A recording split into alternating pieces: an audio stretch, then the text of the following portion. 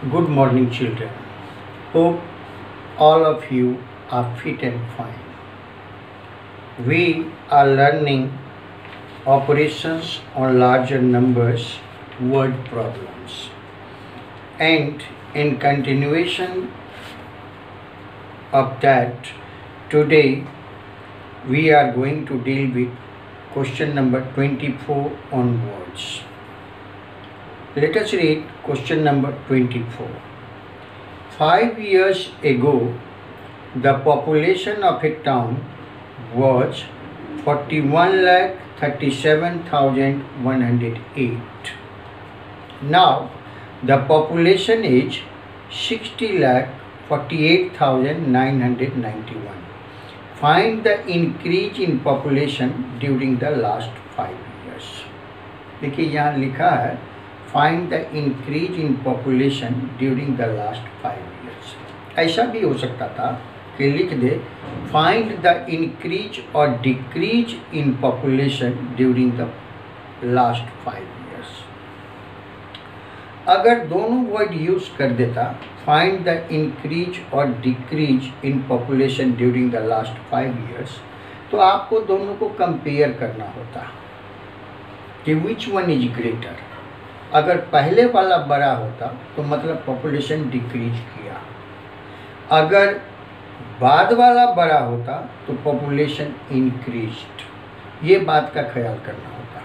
अगर लिखा होता फाइंड द इंक्रीज और decrease in population during the last 5 years, लेकिन हमारे क्वेश्चन में साफ साफ लिखा है फाइंड द इंक्रीज, मतलब वो कंपेयर करने वाली बात नहीं है. तो अब आ गई बात कि हम लोग सीधा काम की बात करते हैं कि इंक्रीज हुआ है तो कितना हुआ है इस बात पर. तो पहले लिखते हैं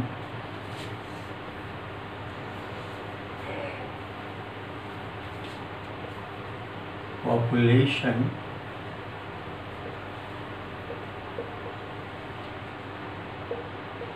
ऑफ द टाउन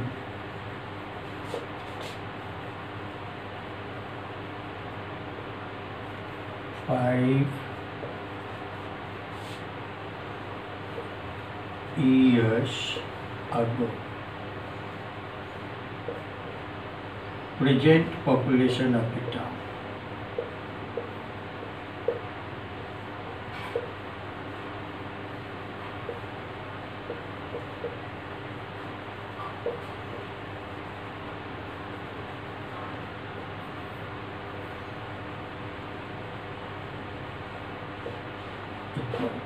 दोनों लिख दीजिए जो दिया है.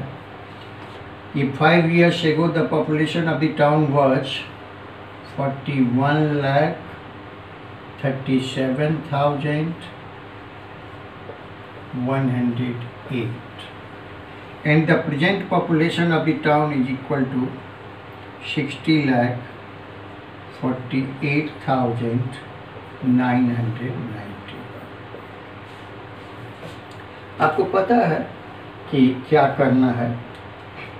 सुबह में आपकी जेब में 10 रुपये थे और अभी अगर 12 रुपये हैं तो पैसा बढ़ा है. कितना बढ़ा है ये आप निकालते हैं. 12 - 10 दैट इज 2. तो पॉपुलेशन बढ़ा है, कितना बढ़ा है. Obviously you need to find the difference of the 2 numbers.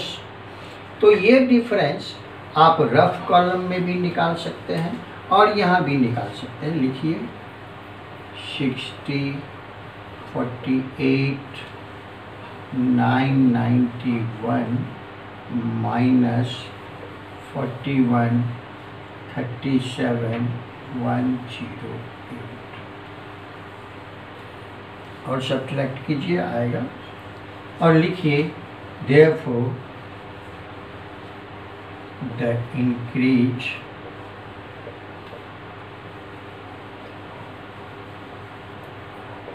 in the population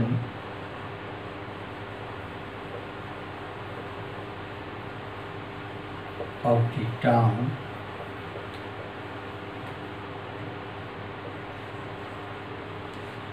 is equal to, और जो फिगर यहाँ आया है वो फिगर डाल दीजिए. आप अपना चेक भी कर सकते हैं जो आपका डिफरेंस आ रहा है उसको अगर आप इसमें ऐड करें तो ये नंबर आ जाना चाहिए। अगर वो आ गया तो आपका वर्क ओके है, अगर नहीं आया तो you need to recheck it. Next to it, question number 25। Out of the population of 3,48,311 of a town, 1,25,387 are women and 95,384 are children. Find the number of men in the town. इसके पहले भी एक सवाल हम लोग deal किए थे और उस समय हमने कहा था कि कहीं का भी पॉपुलेशन बनता है number of main plus number of women plus number of children से, ये तीनों को मिलाकर। ये तीन में से कोई दो मालूम है। चलिए एक क्वेश्चन लिखते हैं।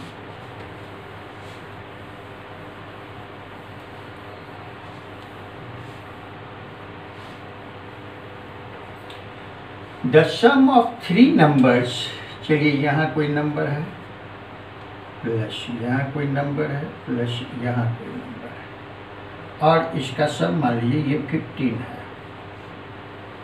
इसमें से कोई दो आपको पता है। मान लीजिए कि ये दिया हुआ है 7, ये दिया हुआ है 5। यहाँ क्या होगा,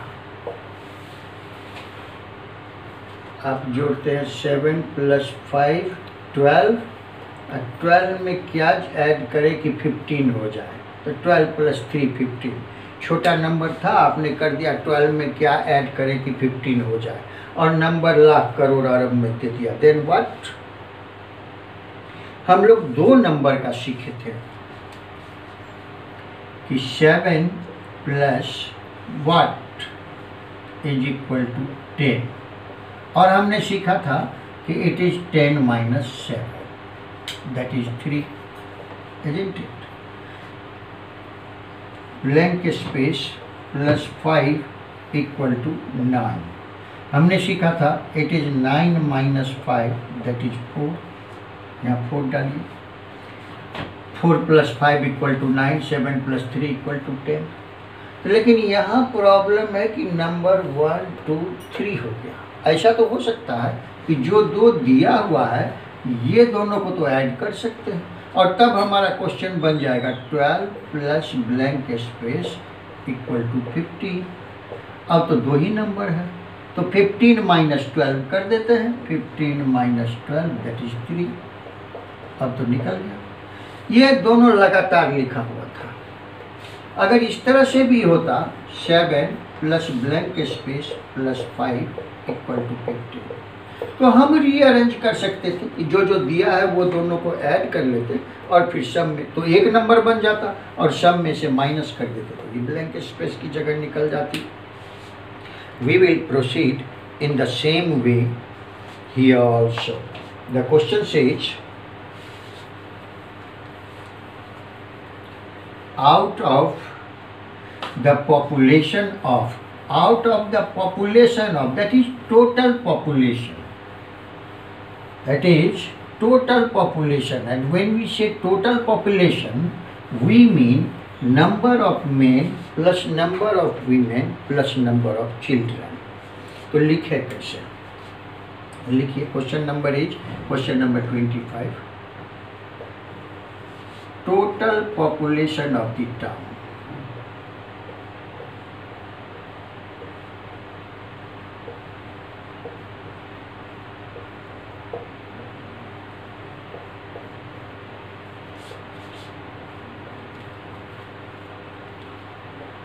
is equal to 3,48,311।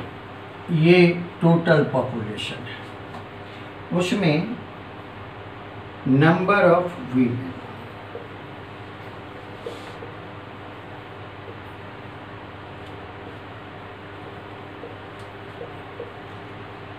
It is 1,25,387 and number of children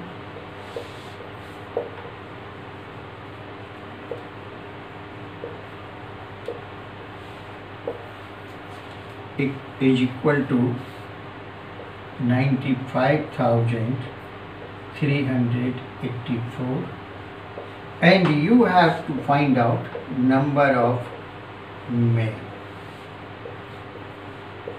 ये क्वेश्चन मार्क आप लगा सकते हैं कि नंबर ऑफ मैन कितना है।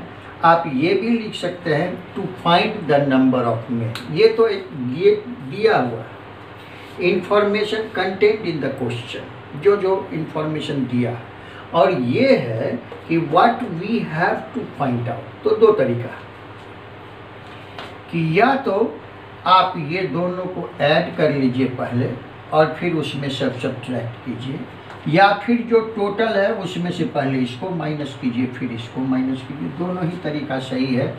हम लिख देते हैं number of main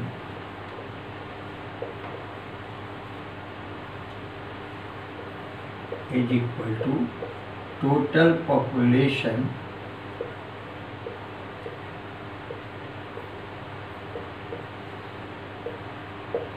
minus, bracket में दीजिए तो जोड़ेंगे दोनों को, number of women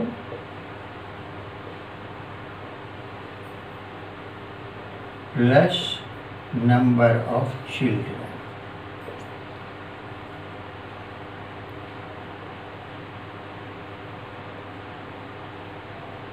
number of children, bracket close कीजिए। अब टोटल पॉपुलेशन आपका दिया है 348,311 minus number of women is 1,25,387 plus 95,384। आप ये दोनों को ऐड कर दीजिए रोज कॉलम में अरेंज करके। पहला स्टेप, फर्स्ट स्टेप ये होने वाला है कि दोनों को ऐड कीजिए। सेकेंड स्टेप, इसमें से इस सम को सब्ट्रैक्ट कर दीजिए और जो आएगा लिखेंगे therefore the number of main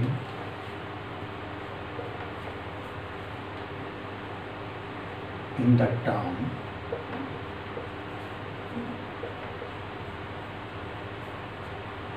equal to जो आए। पहले ये दोनों को ऐड कीजिए रोज कॉलम में, उसी जगह फेयर में कीजिए। ये दोनों को ऐड कीजिए, जो सम आए उसको इसमें से सब्ट्रैक्ट कीजिए और जो रिजल्ट आएगा that is your answer. Answer I mean the number of men in the town. Okay, next is question number 26। Of the 37,48,378 students, देख लीजिए जरा कि कितने बच्चे एग्जाम में अपीयर होते हैं। Of the 37,48,378 students who had appeared in the board examination, 31,97,847 students passed. Find the number of students who have failed. जितने बच्चे अपीयर हुए उसमें से वो या तो पास हुए या फेल हुए, यही दोनों हुआ। तो पास और फेल मिलाकर ही तो कुल बच्चे हैं। तो जब टोटल नंबर ऑफ स्टूडेंट्स पता है 37,48,378 इन आर केस, तो उसमें से सब्ट्रैक्ट कर देंगे जो पास कर गए, तो पता हो जाएगा कि कितने बच्चे फेल कर गए। और वही काम करना है, लिखते हैं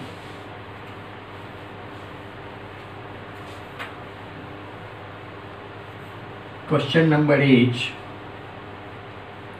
26।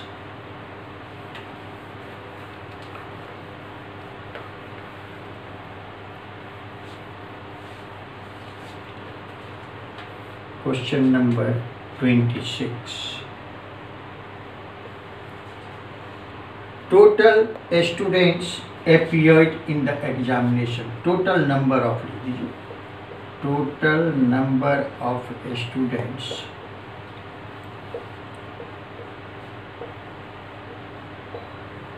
who appeared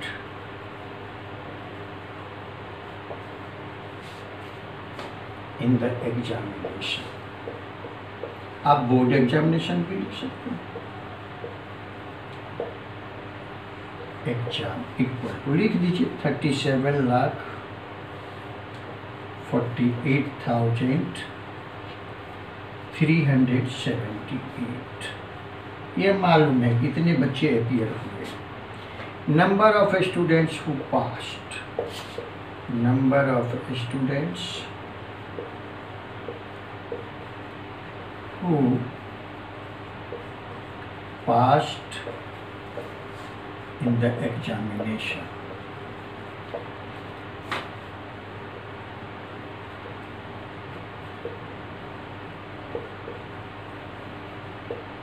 is equal to 31,97,847। अब पता करना है to find the number of students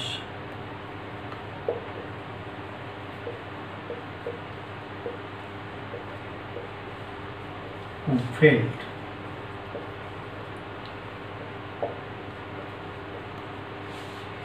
आप ये भी कर सकते थे, number of students who failed लिखकर क्वेश्चन मार्क लगा सकते थे। सॉल्व कीजिए, number of students who failed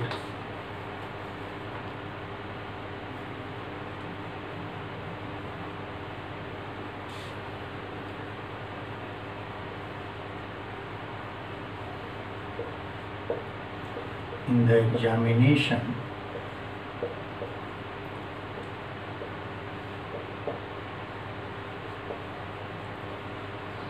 is equal to total number of students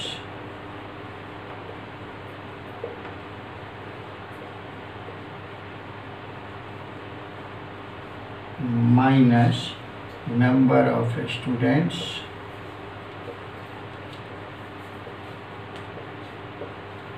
who passed in the examination लिख दीजिए और बढ़िया who passed।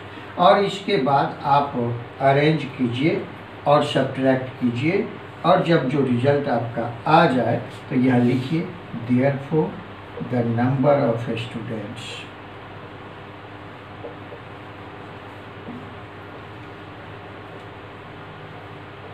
Who failed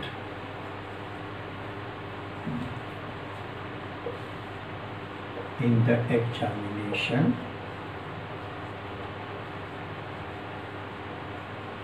is equal to, जो यहाँ आपका सब्ट्रैक्ट करके आए वो लिख दीजिए, बात खत्म हो जाएगी। और चलिए बात करते करते हम लोग आ पहुँचे लास्ट क्वेश्चन इस एक्सरसाइज का, question number 27।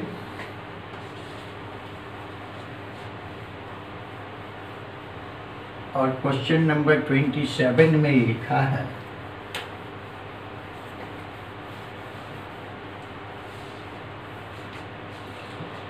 A farmer earned an yearly income of ₹3,41,879 by selling rice and wheat.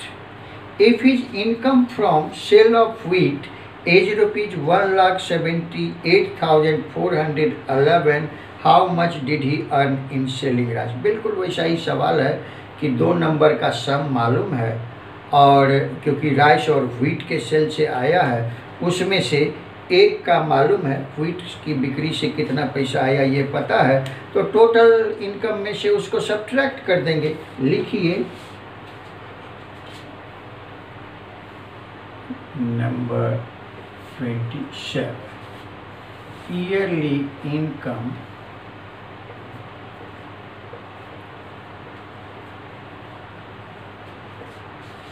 of the farmer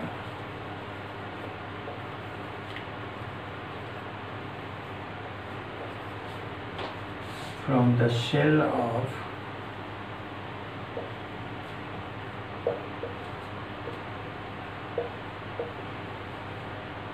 wheat and rice। ये wheat and rice इसीलिए लिख दिए कि इनकम का कुछ और भी सोर्स हो सकता है, बुक में दिया है ये दोनों, इसलिए मैंने लिखा ₹3,41,879। और उसमें से लिखा है F is income from the sale of wheat. दूसरी जानकारी, दूसरा information, income from the sale of wheat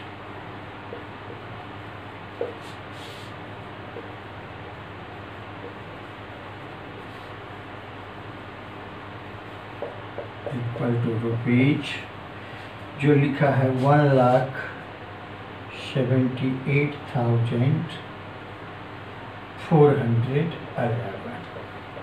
अब हमको पता करना है to find his income from rice,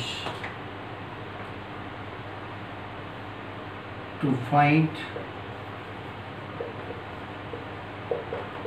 income from the sale of rice। अब ये तो आपकी समझ में आ गई होगी बात कि करना क्या है। टोटल में से इसमें से इसको माइनस करना है। तो स्टेटमेंट भी उतना ही सिंपल है, जब इसमें से इसको माइनस करना। ये क्या है? Total income. और ये क्या है? Income from the sale of wheat. लिख दीजिए वही बात और वही स्टेटमेंट होता है। अभी तक जो कुछ भी हमने पढ़ा उसमें आप देख रहे होंगे कि जो हम करते हैं या करने वाले होते हैं वही स्टेटमेंट में लिखते हैं। वही कीजिए, income from the sale of rice equal to in total income, sorry, total income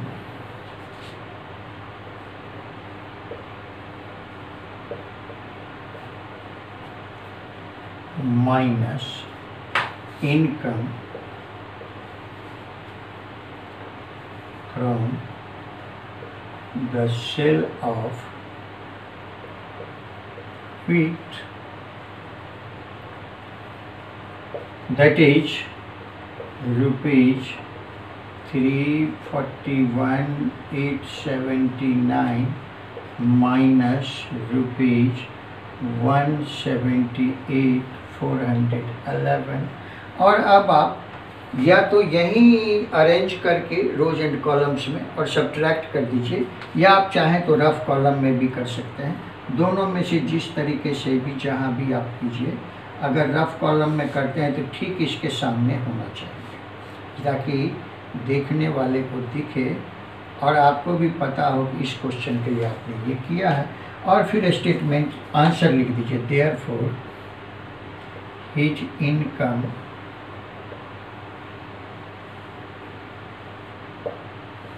from the sale of rice is equal to rupees, और सब्ट्रैक्ट करके जो आपका आया है वो लिख दीजिए। Well dear children, in this way we have completed this exercise 5A। ये हमारा ख़त्म हो गया और आपने देखा होगा कि बड़ी आसानी से हमने सारा स्टेटमेंट भी लिखा। अगले दिन हम लोग मल्टीप्लिकेशन पढ़ेंगे और उस पर एक वीडियो आपको मिलेगा। लेकिन उसके पहले मैं कुछ बोलना चाहता हूँ आपसे। मेरा ख्याल है कि आपको टेबल 20 तक आता होगा। अगर आप नहीं जानते हैं तो मेरी सलाह है कि आप उसको पढ़िए, सीखिए। घर में अभी मम्मी पापा भैया दीदी सब लोग हैं और सब लोग फ्री हैं, लिटरली कन्फाइंड हैं, एकदम बंद हैं घर में, कहीं जा नहीं सकते, कुछ और एक्टिविटी नहीं। तो आप उनकी हेल्प लीजिए और सीखिए।